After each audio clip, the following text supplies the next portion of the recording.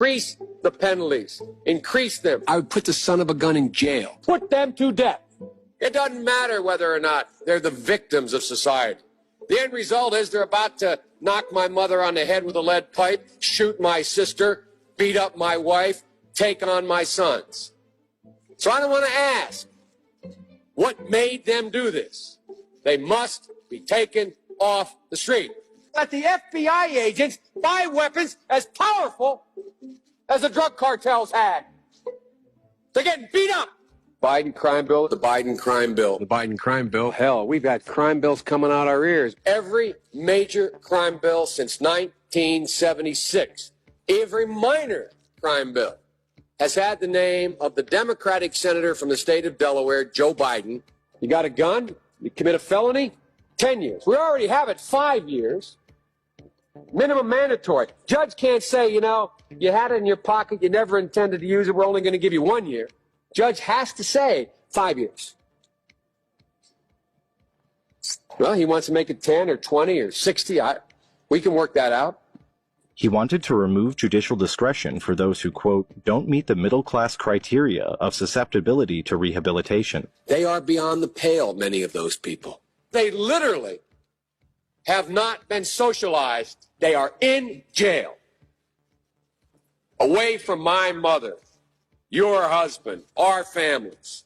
The Biden-Thurmond Violent Crime Control Act of 1991 would have increased the maximum sentence for 44 crimes to include the death penalty.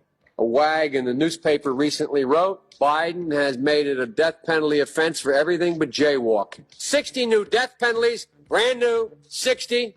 There are 70 additional enhancements of penalties, i.e., you go to jail longer. After his disastrous 1987 presidential campaign, Biden had staged his political comeback, in part by becoming a media darling on issues of policing and crime. And he led the fight to pass the landmark 1994 crime bill under Bill Clinton. When I wrote the original bill that started this whole process, the so-called Biden crime bill, I didn't call a liberal confab and write it. I didn't call any big society people and write it. I called the cops. A Democratic president wants 100,000 cops.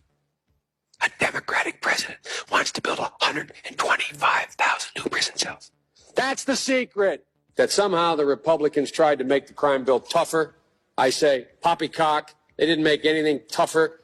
I wrote that bill. He convinced Republicans to support urban community programs as a way to keep inner-city kids away from respectable families. They started looking at it, found out that this midnight basketball isn't getting them together, a bunch of jive folks who are black, white, and Hispanic, living in their city to do, try to see if they can be Michael Jordan.